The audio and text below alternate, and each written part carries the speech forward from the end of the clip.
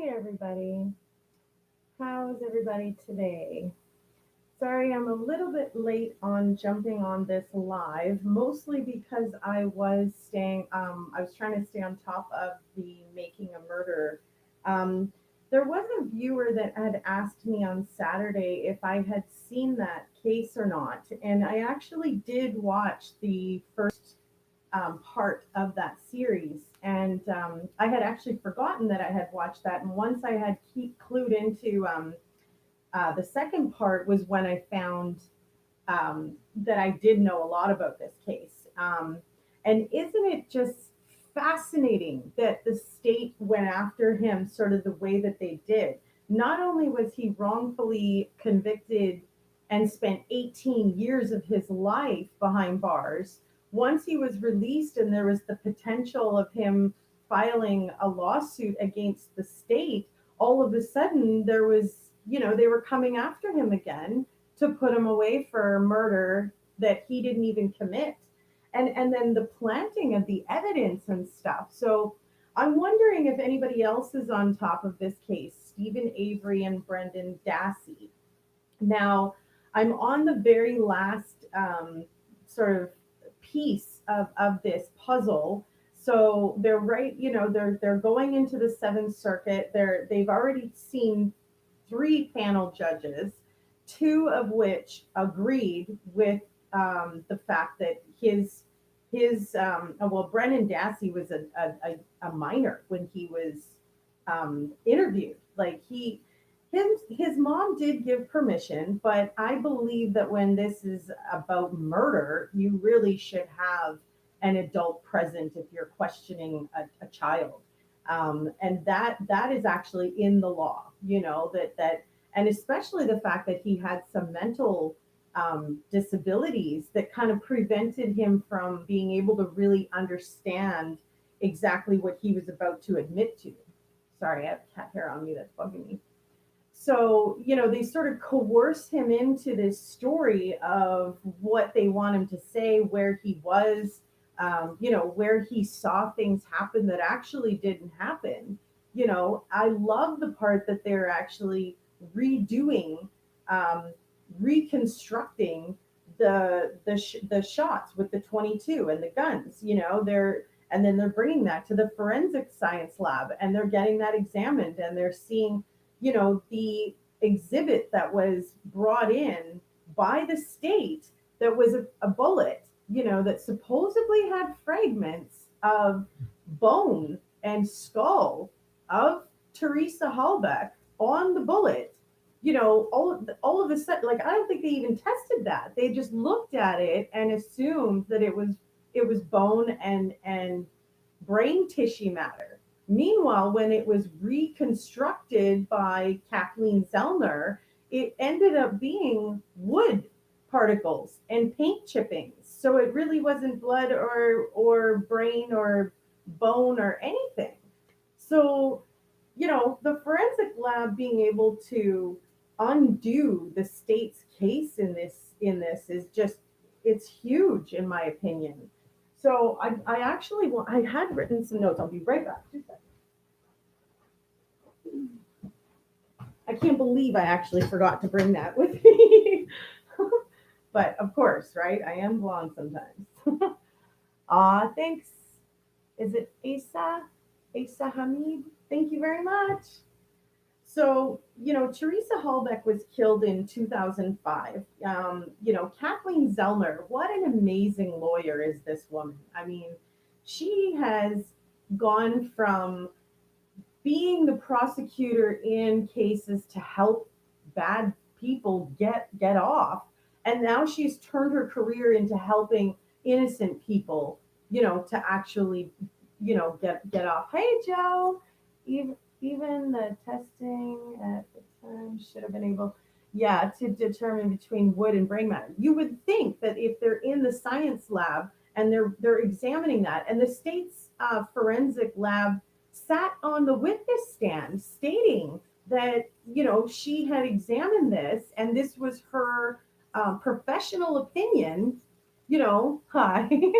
This was her professional opinion that was actually bogus. She didn't actually um, look into what was actually embedded in this bullet. And wouldn't you know it, that it ended up being, wood and paint chippings. Like, and not only that, but like there wasn't even any bullet hole ejections from that side of the barn where the bullet was recovered. So all this evidence that seems to be like going from one place and ending up in another, um, it makes no sense. Plus the blood that was cleaned up out of Stephen Avery's trailer, that also makes no sense. So really, really weird case, and I'm actually like shocked at how much the state has just continued to drag this out for somebody who was a minor that should have never even been in jail this long to begin with. Stephen Avery's an adult, but Brendan Dassey like was 16 when this happened, and for the state to go about it this way, and think that that's like, how do they sleep at night? How do they, like, live? Like, I can't imagine, you know, putting somebody behind bars and then going out to dinner every night, or enjoying my own life knowing that I took someone else's away. Like, it's just absolutely brutal.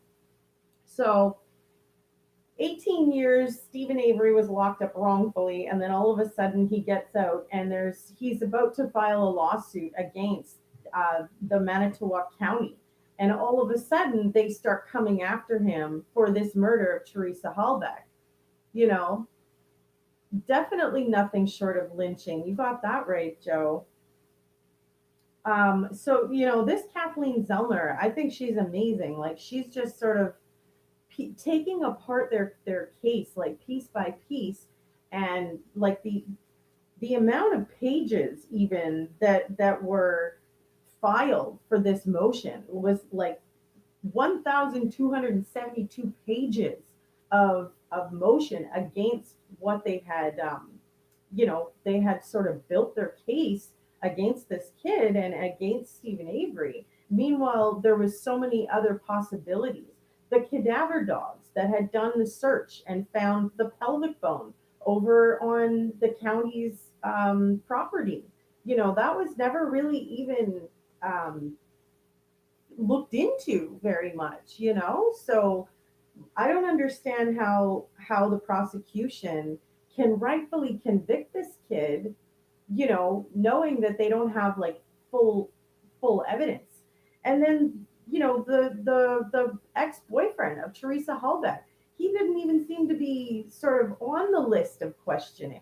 This Ryan Hilges, like, this guy moves into her place and just starts kind of living there and just sort of volunteers to be like the lead in this sort of investigation and stuff on the citizens end side. Like, who are you, and why are you so interested, and why was the police not on top of that? Why did they not look into that, like, at all?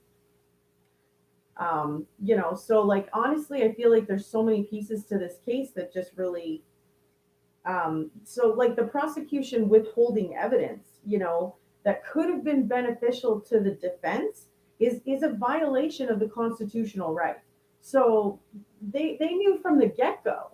Even in the interview, you can see how they're sort of pushing him towards, tell us what you saw, but they're actually telling him kind of what they want him to say. Like, no, it wasn't it wasn't on the outside of the garage, it was on the inside. No, what happened on the inside? Like, if he's saying that nothing happened at all, then why weren't they not looking at other avenues, or even a polygraph maybe, just to see if the kid was lying or something? That wasn't even an option. So the seven circuits, like, I'm just intrigued to no end as to what's going to happen now with all seven panel judges. Now, these are like the highest of the highest for judges, right before you hit the Supreme Court, and that's the highest federal court, right? So, it's like, what are they going to all say now? Because they had 3 of those 7 judges sit on a panel and listen to arguments from both the defense and the prosecution in this case, in a sense, right? The new people that have sort of stepped in. Well, the prosecution, I believe, is still, the main person that fought it from the beginning, but the defense people have had other people come into this. So um, Mrs. Nyrider, now she is really interested and taken a huge amount of time at investigating this case and even investigating each panel judge to have her argument sort of tailored to whoever she may be seeing in that panel. Now, the panel was constructed of 2 women judges and a male judge. And, you know, let's hope they reevaluate all the evidence. That's what I'm hoping, that the Seventh Circuit judges are going to see the entire process and they're going to go with the overturned verdict. I mean, not only did this kid sit in jail long enough and he wasn't even guilty, to have to sit in there while this argument goes through the court system is brutal. He's lost his entire, adolescent, teenage life, young manhood in a sense, and he was forced to grow up quick, being thrown into jail and sort of forgotten about in a sense, um, until Kathleen Zellner sort of picked this thing up, right? But I want to know about the Ryan Hilligas. Like, this guy was Theresa Halbach's ex-boyfriend, and he was like the forefront runner in creating sort of this search and this is this investigation that he led sort of in his own way, right from her home, like right out of her own apartment. So his DNA was like all over her place. And what the heck was he doing there? And how was he not questioned at being like the last person to see her and stuff like that, right? So June 17th actually was the worldwide rally for Stephen and Brennan. Um, over 4,000 days for Brennan that he's been in jail and over 10,000 for Stephen. That's a lot of days to lose your freedom and your life to, something that you didn't even do, that you felt pressured by authorities, people that are in powerful positions, making him feel like if you just tell us what happened, then you can go home, like that to a child who's 16 years old, who doesn't know his rights and who thinks that these people that are the boss of the situation are actually going to put him out of the room and home with his mom and his dad, and yet they have the power to take that away as well, and they have the power to lie about that too. And so Brendan Dassey, who by every account is not that intelligent, not that smart, um, you know, it none of it adds up, and they took advantage of that, in my opinion. So crazy case, and I did just want to kind of discuss that, and I thought there might be some interest with some of my viewers about this as well. um, we've got a few different cases going on. There's the Watts case that's happening in Colorado. And then there's the Turpin case that's also happening in California, in Paris. So quite a bit of chaos out there, if I could say the least. So is there anything that anybody else would like to sort of talk about a little bit here? This might be one of my shorter lives if we don't have too much interaction, but absolutely phenomenal how much these people have had to sort of sit in jail waiting for justice to happen. And not only did it start to happen, it was taken away and then taken away again. The family comes down to pick up their family member from the jail on Thanksgiving, only to be turned away and say, the prosecution filed a motion like half an hour before release, and he's not going to get released. Like, that's brutal. And that this kid was a minor, it just makes it even worse, in my opinion, that the state really should not have been, going about this the way that they did. And I feel like they did go against his constitutional rights. And they didn't go through the evidence as well as they should have. it seemed like Kratz, the detective, he kind of like didn't even like the Averys. It seemed like from the get go, he didn't like them, and so not only was he, kind of against them reputation wise, you know, they were kind of an outcast in their own county there. It just wasn't they were kind of known as the junkyard folk, the salvage yard, and they sort of had their own little world and their little life there. But for the investigators and the forensic people to not thoroughly do their job makes no sense. And then to sit on the witness stand and testify to that, knowing that you didn't even do full testing, you didn't even go through the process to find out what was attached to that bullet. Was it bone fragment? Test those fragments. Test what was on the bullet and see, does it match up with a bone or does it match up with another type of material? Like to sit on the witness stand and, claim that they did their thorough investigation to put a man behind bars. I mean, take away his freedom and his life. Absolutely crazy. Excuse me. A convenient suspect for guilt. It's sad that they looked at them like that because they were just minding their own business. They might not have been like the best of the best folk, but it seems like Stephen Avery's a pretty honest dude. It seems like he is kind of pretty forefront. If I did something wrong, shit, I did something wrong and I'm going to have to pay for that and then carry on with life. That is not, you know, it just doesn't jive with what's happened here. He's from the get go has always said, no, I didn't have anything to do with this. Yes, I did see her. Yes, I've talked to her. Yes, I even spoke to her that day. She came to my property to take pictures of some of the vehicles. That was not an odd thing for her to do. The fact that she was a photographer, and that was her career, and he was a salvage car owner. He had a huge lot. So it really wasn't unheard of for her to even be on that property. And the cell phone towers ping her leaving that property.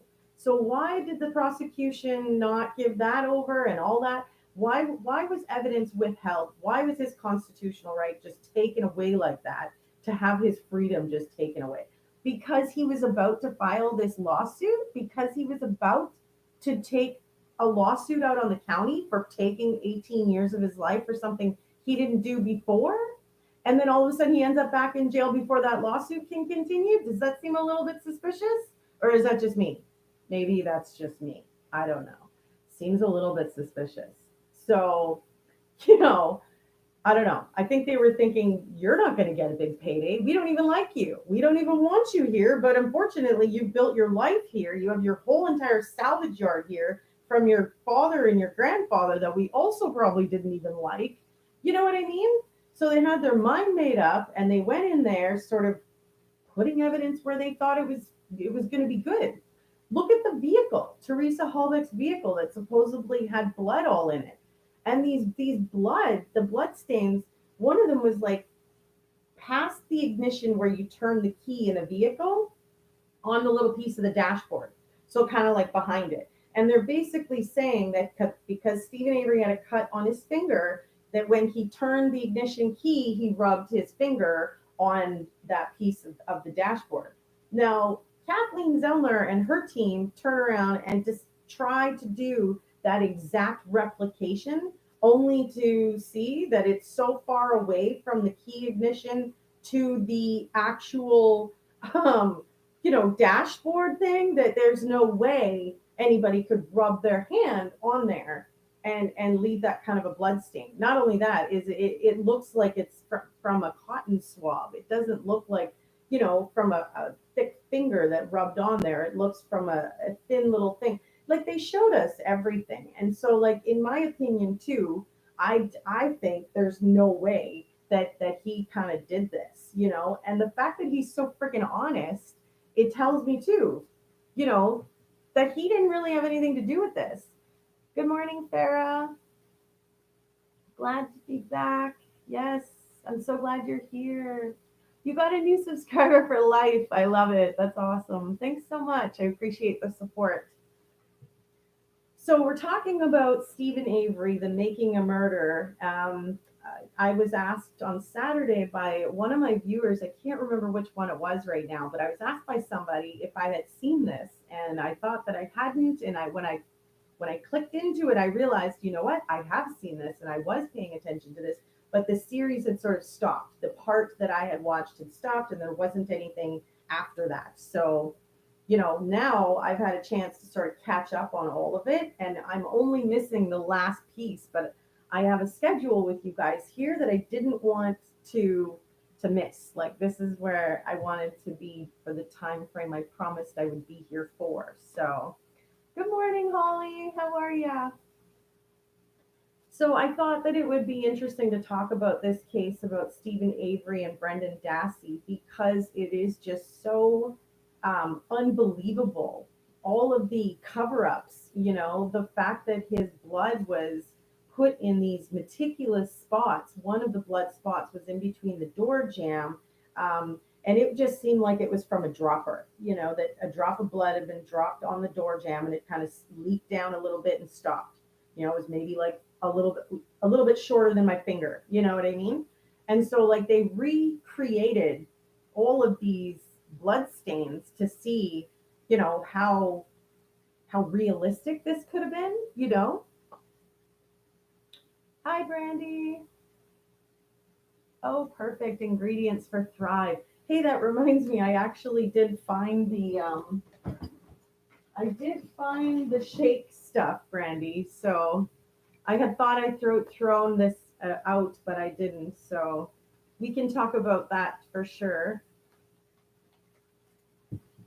Shoot, of course I can't close that now.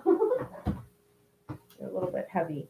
Anyhow, so this case with Brendan Dassey and Stephen Avery just floors me how much the prosecution was able to cover up, concoct, and plant, just straight up plant evidence. Now, where did they get the blood that they put inside the car? Well, when Stephen Avery had that cut on his finger, he said that he had bled in his bathroom. Um, nobody had cleaned it up. It was just him that was home. He had a shower and then he left. The next day he went in and it was cleaned up. And he, to this day, has no idea who the heck cleaned that up or what happened to it. His mom didn't clean it up. Like none of his other family members did. Everybody's been asked this. So all of a sudden, Stephen Avery's blood is showing up in Theresa Halbach's vehicle. And so, to be honest with you, it seems very planted. And it's planted in such sporadic ways. It doesn't seem real. Like it just doesn't seem like he was really bleeding in the vehicle while, stuff was happening to Theresa Halbach. And then not to mention the fact that Theresa Halbach's entire body was burned. So she to find evidence for that is just not gonna happen. The authorities in that specific area, it's such a hard on it. Yeah, they really did. That's what I was saying, Farah, is that they really just did not like that Avery family. And yeah, I think that they looked at it as a perfect opportunity. And the reason that I think that they did that was because he was about to take a lawsuit out on Manitowoc County for wrongfully convicting him and putting him away for 18 years and losing 18 years of his life, which, let's face it, if that happens, honestly, wherever it happens, they should pay for that. And they should have to compensate that person. So like, what are they supposed to do after they get out? They're supposed to try to be normal and just go get a job and, carry on with life. Oops, we're sorry.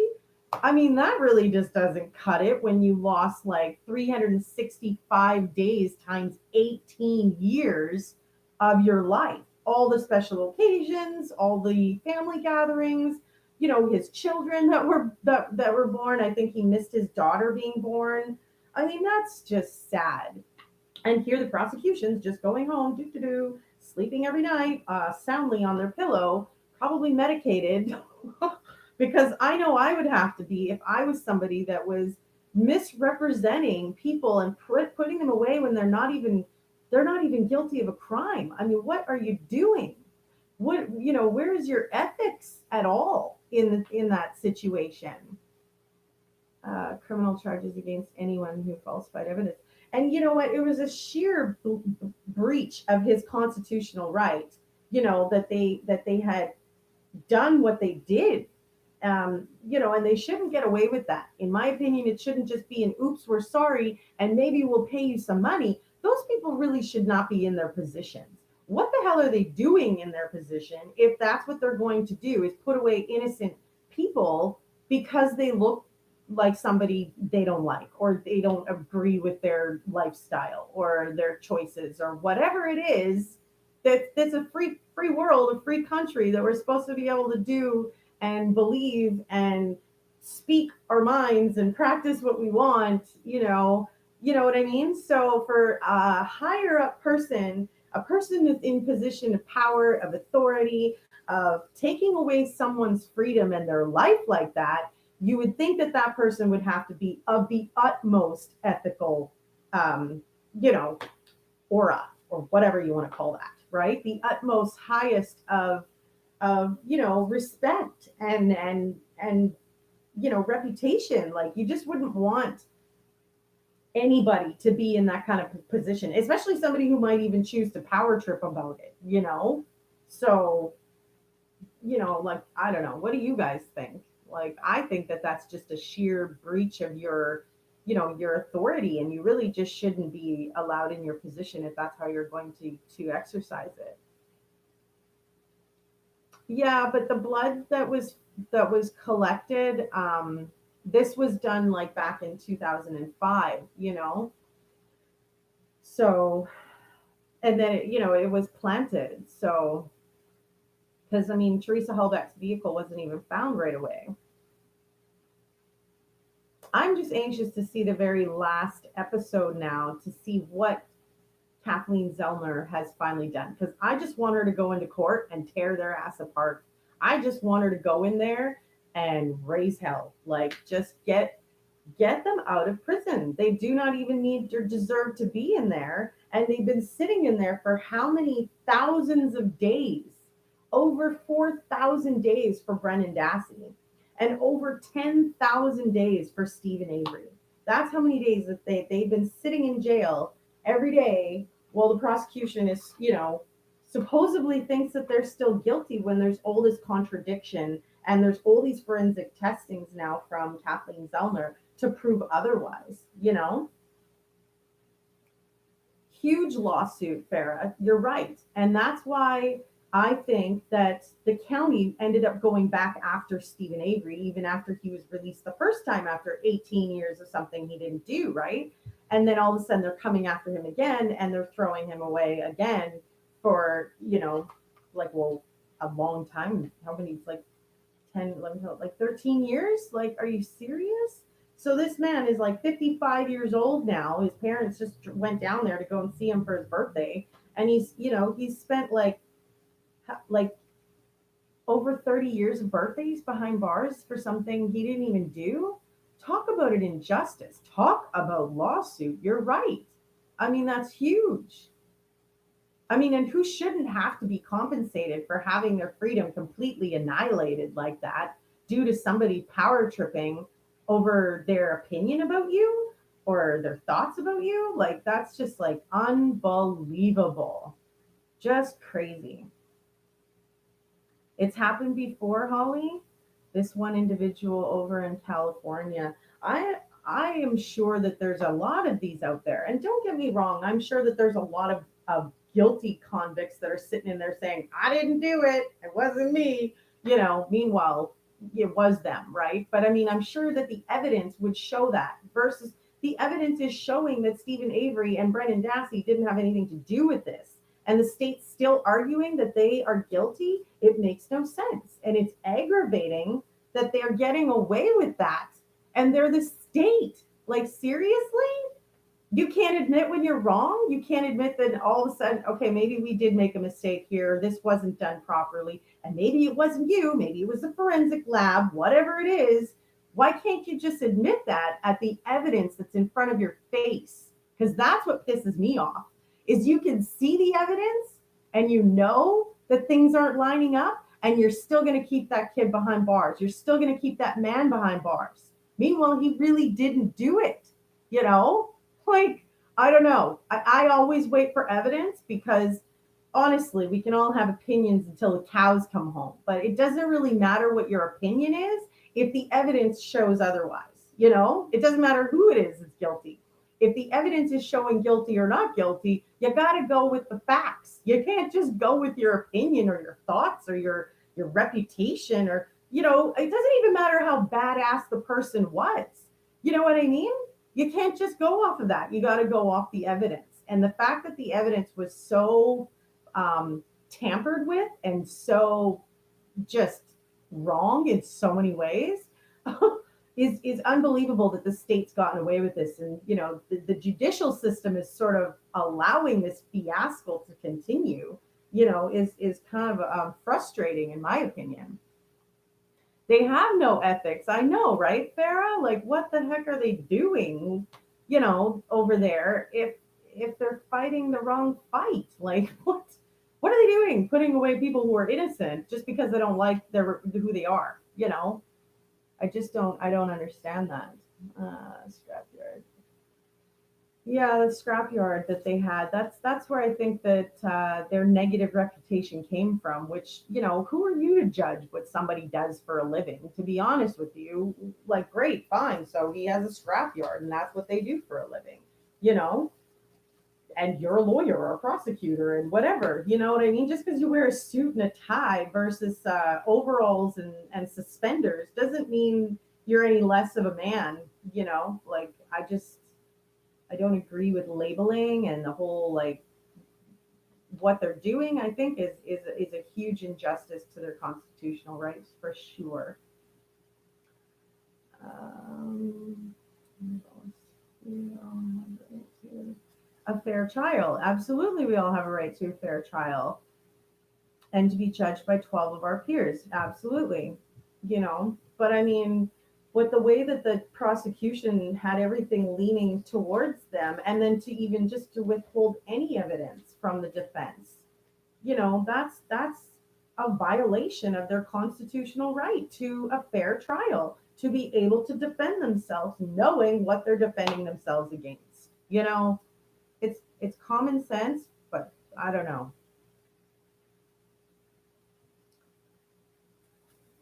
Yeah, more concerned with their careers. Yeah, no kidding. Hey, Joe, like, I just don't understand how they go home and sleep at night or go home and celebrate or go home and buy something beautiful and look at it and knowing that you've put somebody behind bars and that's what you have to show for it.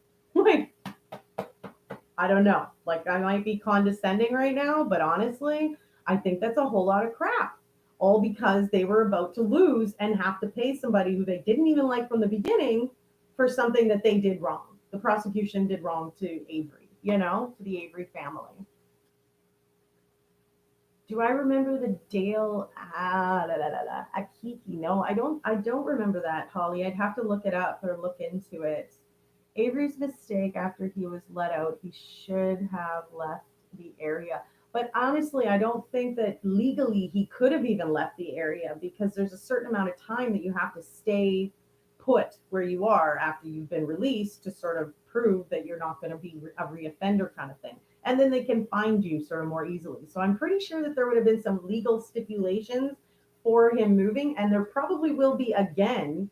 But I mean, after Kathleen Zellner's finished tearing these people up, I would imagine that there's going to be a civil lawsuit or something against this mess that these two men had to lose so much of their life due to a couple of detectives and officers that didn't like them or something. Like, give me a break. Those are the people that should be behind bars, in my opinion. You shouldn't be standing there trying to have, and you're just ruining Halbach's family grieving process, in my opinion.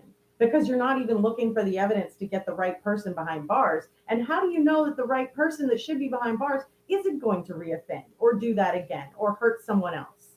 And you're just going to put somebody away who didn't do it because you don't like them and let the person who did do it stay out? I don't know, man. That's not fair judicial process at all.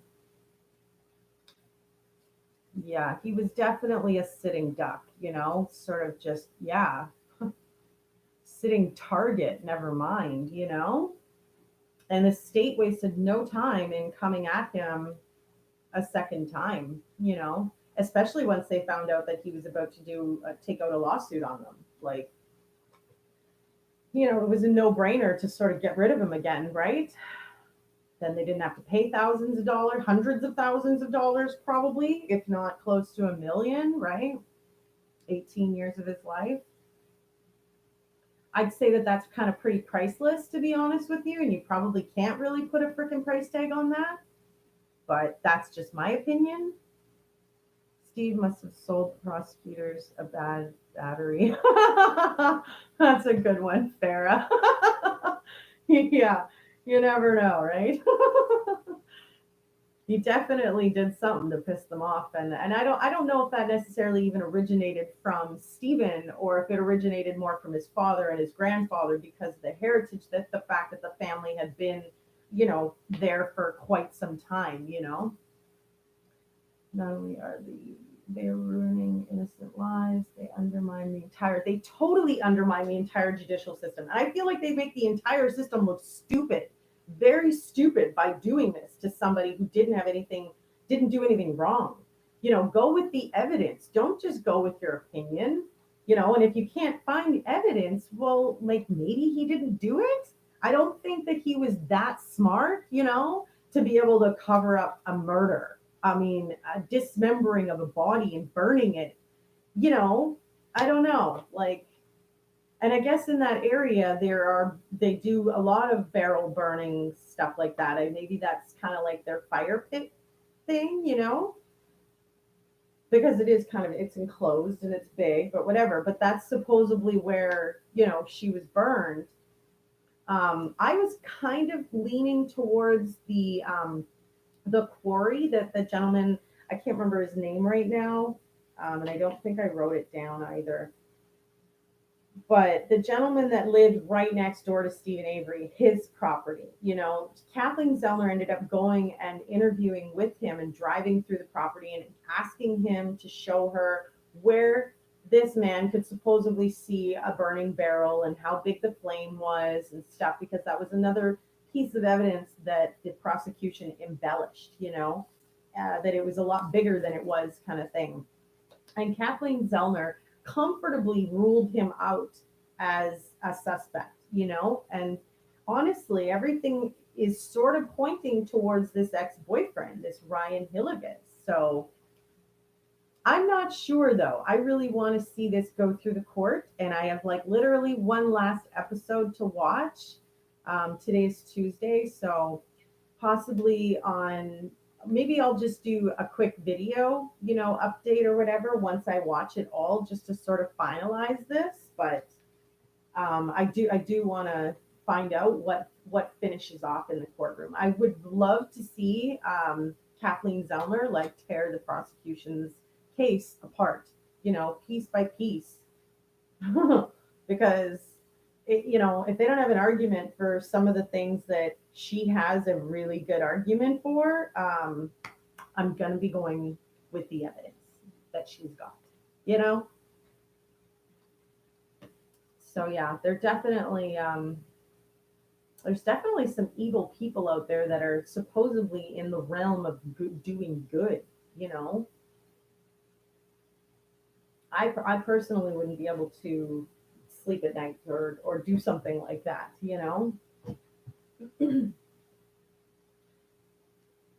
So yeah, I don't know, pretty crazy. Has anybody seen the very last episode or not yet? Has anybody that's on here now? Hey, Chef Betsy.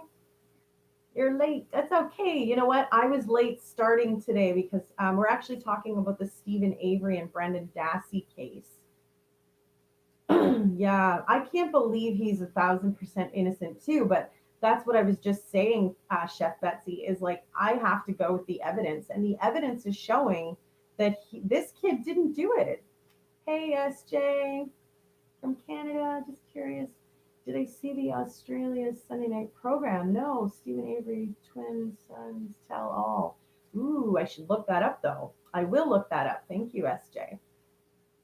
Because I still have one last episode to watch to see if Kathleen Zellner is actually going to go and tear the prosecution apart in court. I kind of want to, so I'll watch that, and then I'll watch the last episode and probably do an update like tomorrow, because we don't have anything up for the week for court hearings or anything for anything else. So I'll definitely do an update, for you guys on this. Don't you go on there, my cat. He goes on the little desk that I have this on, the little thing's gonna move like we're in the ocean on a boat. but But yeah, no, I thought that this case was huge. Not only should they have not been questioning Brendan Dassey the way that they were without an adult or a lawyer present, um, they very much sort of coerced him into believing that if he would just tell them what the hell they wanted to hear, he could go, and this would be over. And honestly, to a 16-year-old kid who's been sitting in an interrogation room with two big, powerful police officers, they may not have been in uniform, but I don't care. They got badges and they're their authority, and they're coming in there as, the boss of this situation to question him about it. And then to have to sort of kind of convince him that if he just sort of says what they need to hear, that this will all be over and he can go and all of that is just a bold-faced lie. And to regular citizens, we may know that, but to a child who's 16 years old, he may just be thinking, all right, if I just tell them what the hell they want to hear, I can just go home and this will be over. Meanwhile, as soon as he tells them that, he's going to be taken away and he's not going anywhere but jail. And that to me is just conniving. And he should have had an adult present, whether that was a lawyer or his mom, and his mom was there. So it's not like they couldn't have very well had her right there in the room, but she would have been on his side. And she had even asked the officers when they came back in, did he tell you something? Or, are you forcing him? So just because they're convincingly telling mom, no, it's your son telling us this story. She needed to be there. She should have been in that room while he was telling that story. That must have been scary. It must have been scary for the teenage boy. I mean, he's 16 and he's already, I don't want to make this sound bad, but he's already been sort of, it's known that he's a little bit mentally slow. So they know that already in a sense, and they know that about this family, and yet they're questioning in the way that they are without an adult, without a lawyer. You're getting chicken masala, pumpkin ravioli. Yum. Very yum. I actually made some chicken masala the other day, but mine was just a box thing and had all the spices. Yours is probably way better. But maybe that arrest. Hey, Lahina. Hi, beautiful. Maybe that was planned for the boy to be arrested. I think it was definitely in the authorities' plan. They certainly wanted to get this kid behind bars. They didn't want to let him go home. That's for sure. And I remember a part in the interview where the mother, Brendan Dassey's mother, was literally saying, like, I'm not sure about this. Like, I'm not sure that you guys, and she's trying to ask her son, what he said and stuff. And then they come back in the room and he just shuts up, like, it is terrible. I totally agree with you, Holly. And, I just think, like, how can the prosecution legally even take that to court and use that as evidence against this kid? You know what what I mean? Like, and then the judge just accepts it, and the whole judicial system accepted it the whole way through. How many years later, it's still accepted? That's bullshit, you know? Use my French. But really, this kid was completely his constitutional right was completely violated, you know, and then they keep him sitting in there and they won't even allow him to come out while the judicial system's fighting over this case. They just keep him sitting in there. Meanwhile, it's been overturned not once but twice. And still the prosecution's like, "Nope, let's go to the Seventh Circuit judges. Let's see them all." I mean, I honestly would just wish that he would take it to the federal court so they could slap him out of there, you know? But that's just my opinion. Again, I'm a little feisty about this, right? Because honestly, I just feel like it's such a huge injustice. I personally don't judge people based on their looks, what they drive, where they work, you know, how they dress. I mean, honestly, like if that's what you're going to go through life doing, you might really miss some amazing people throughout life being that judgmental and shallow, you know? I mean, there's some amazing people out there that have big hearts and just great, great folk that, you know, you maybe, you know, they don't dress the way you do, or they don't talk the way you do, or they don't work where you do, or what you do. You know what I mean? It doesn't matter though. In my opinion, like who am I to judge anybody, in my opinion? You know what I mean? So, like, for the fact that these people in authority were sitting there and doing that to the Avery family, and nobody in the judicial system caught this and nobody stopped it, you know, down to even the lawyers representing Stephen and Brendan. Like, come on. Those lawyers, you know, had these men's lives in their hands. I would think like doing almost anything other than trying to prove their innocence would have been mundane. Like what it, you know, would have been like, don't even, I would, you know, what do we need to go for lunch for? These men are about to lose their entire life and be eating, you know, 3 squares behind bar cells. Like, honestly, you know, I realize it's a little far fetched, but you understand what I'm saying. Like, I mean, what else would you possibly have to think about other than trying to save these two men's lives? You know, I don't feel that they even worked as hard as they could have for them. And maybe that's because of the amount of money they were paid. But again, I disagree with that. If you're going to be in the judicial system and you're going to be a lawyer, be a lawyer. You know what I mean? Don't just half ass it because you're a lawyer now. You know what I mean? And that's the thing about legal aid, is that legal aid doesn't even have to work 100% for you. And that's in the judicial laws here in Canada. So I would imagine that's in the US as well. That a legal aid pro bono lawyer does not have to do 100% work to their knowledge. You know what I mean? And it's just like that shouldn't be judicially fair and in the due process at all. I think that, you know, no matter what is representing you, legal aid, if you can't afford it or whatever it is. And I mean, let's face it, the judicial system's trying to make money. I get it, right? But make money off the right people who can afford that, great, right? The people who can't and are losing their homes and their lives because of trying to pay for some assistance and knowing that they won't get that same assistance if they don't pay for it. I think that's a lot of that's not fair. That's not a fair due process at that point. And you're sort of taking away from that by telling the lawyer, or letting the lawyer knows this already because they've already gone through all this. And legal assistants know this too, that they don't have to do their full-fledged 100% all efforts in for a legal aid pro bono case. And I disagree with that. If you're going to be in that position, you should take it on 100% for each case that you do. And if you're going to half-ass it, I'm asking you, how do you sleep at night? If you're going to half-ass that kind of a job where you have someone's life in your hands, how do you go home at night, eat your steak dinner, and lay on your comfy pillow knowing what you just did to your fellow man? I mean, it's just unbelievable. So I might be being a little bit harsh, I don't know, but this is my opinion, you know, and I stick to it. I feel that if people are going to be in positions of power, they should not abuse that, and they should be held almost to higher ethics. But I mean, within reason, right?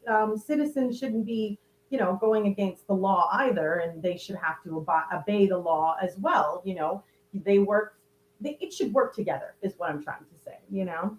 Absolutely agree. Legal aid is a joke. It is. And I don't, it really, that's a whole nother topic, but it's flabbergasting to know that the legal system doesn't have to represent you the way that they would if you were paying them thousands of dollars, which basically says the judicial system works if you can pay for your justice. So if you can't, well, good luck. You're just going to have to sit there and deal with the injustice. Like, come on. I mean, and don't get me wrong, I don't think every case has injustice, but I mean, there certainly seems to be a lot of them out there. So what is that, And who is holding these people accountable for what they're doing? Nobody. Nobody, unless you're going to go and fight that case or turn into a Kathleen Zellner who's going to turn around and do good for the people who've had that injustice. And let's face it, there's far more people out there who are trying to just put people away because they're making their dollars versus actually looking into whether or not the case was for real. And I'm not saying that that's every lawyer, judge, or judicial system either, but it seems to be like a running thing in every country. And it's sad. It sucks. It gets worse in other countries. Don't get me wrong. It gets way worse. But it's horrible that Canada and the US are running things like this. The county skipped the word diversity. Yeah, they have none. No kidding, Farah. Sadly, we have in America more people in prison. Only Red China has more. That speaks volumes. Yes, China is far more populated than us too, though, right? I mean, they have billions of people over there, right? So I just find it a huge injustice that there's people in the judicial system that are grossly misusing their own, expertise and their own abilities, and they're misusing that. And excuse me, we're all going to be judged one day. There's, in my opinion. So I don't know. Per capita, sorry. Yes. Yes, Chef Betsy. Sorry. But for these people who are actually taking these people's lives away and then turning around and going off and enjoying the fruits of their labor as probably they're looking at it, is not okay. And somebody should hold these people accountable.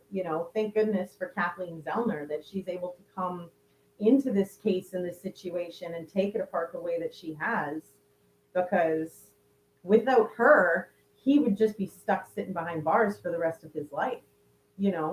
So like thank goodness that she was able to look at this case and see some enough differences that made her want to take it on, right? Absolutely amazing woman. I have seen some of her stuff in action, and I'm literally sitting on the edge of my seat saying, like, come on, Kathleen, like, just take this, just file it, just go to court, just tear them apart, because it's BS that they were able to put away a man for this long over evidence that isn't even scientifically sound. There's no, there's no, water to this. Like, it's just nothing. So I don't understand how they were able to get away with this for so long. When the judicial system is controlled by money instead of the pursuit of truth, the justice innocent people get charged. Yeah, you know what? And that's just sad. It really is. It honestly, it makes you just want to keep your nose clean for everything. But like, God be with the people that have like some sort of a bad reputation, or that the police or the authorities don't like, right? Because those are the ones that are in trouble. Those are the ones that are going to get, pinned for things they didn't do, or whatever's going to happen. Injustice sort of seems to follow those people who have this negative reputation, or who aren't liked by authorities. So, more importantly, guilty people then can afford. Yeah, well, it's sad that the judicial system is available for whom can afford the judicial system. That shouldn't be what the judicial system is. And from what I know from like the past, from like eons when we started out this world. The judicial system was based on fact, and there had to be proof, there had to be evidence, there had to be witnesses, and those were spoke in front of other people that decided whether or not this person was guilty or innocent. And I feel like that entire process was jeopardized when the prosecution started planting misevidence, and the forensic labs that they used did not even dissect or look into the what exactly the forensic lab was supposed to look into. They found fragments on the bullets. They found pieces of what they said was bone, but they never tested it to see if it was bone. They just said it was bone. So we believe it's bone because it's the forensic lab. It's the state's forensic lab. So we're just going to believe them because they say that it looks like bone. Well, it could look like anything. Like that's not okay. You should have tested that and tested it against bone and tested it against any other matter that you could think of. You know what I mean? Before taking somebody's life away from freedom. Um, Give Avery the OJ dream team. Yeah. I don't know if OJ was so innocent though. I think he definitely paid for his innocence, OJ Simpson. But smile and a Coke, you're funny, Farah.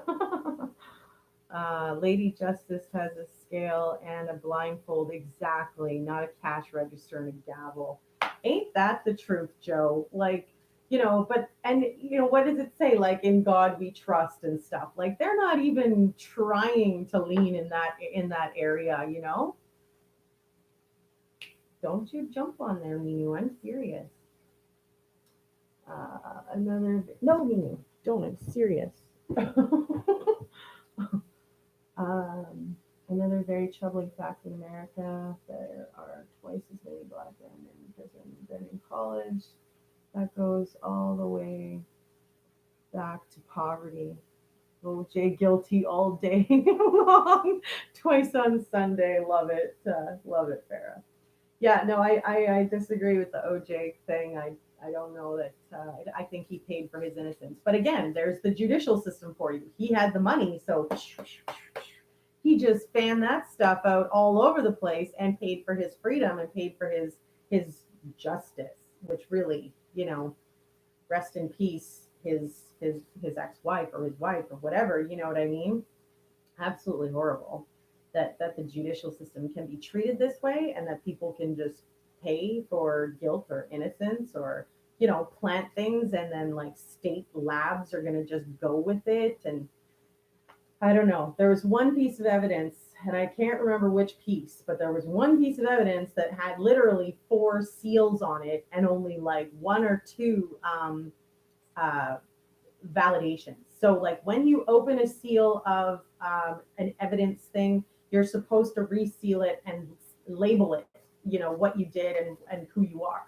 And that was only done twice out of the 4 times that this seal envelope was opened on just one of the evidence pieces that they used. I think it was like close to 300 evidence pieces that were brought in by the prosecution, so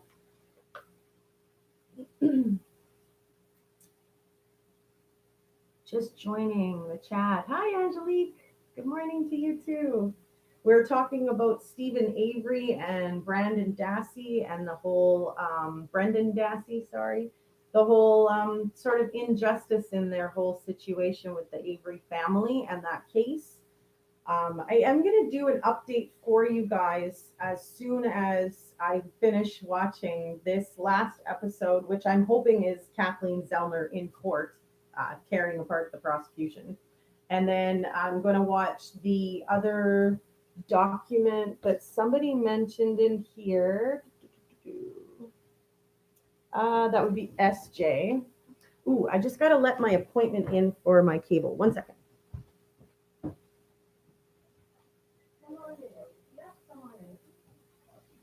It's fine right there in the front. That's fine. In the side of the building here? I'm so sorry, you guys. Just 1 second. I'll be right back. I'm sorry. I'm just doing a live right now. Okay. Just park in the front. That's fine. I'll leave the door unlocked for you. So sorry about that, guys. I've had an appointment. Personal note, right? Bundling my services. So I'm just adding cable, which I chose to add a bunch of the news stations of the US and Canada just to be able to stay on top of this a little bit better for you guys. It is okay online. It is okay going through all the judicial system records. It is okay going through public records. Um, Sometimes a little bit easier, right? So on TV. I mean, money wise, yes, for sure. Um, but yeah, the Stephen Avery and Brendan Dassey case, these two men have definitely spent far more time than they ever should have behind bars. You know, absolutely brutal that they have spent this amount of time behind bars, and I will do an update for you guys. I'm just going to finish up watching the rest of the documentary to it, and then just do a little bit of research, get a little bit more info for you guys, and do my final piece about it. Hi Yvette, how are you? Glad to have you join.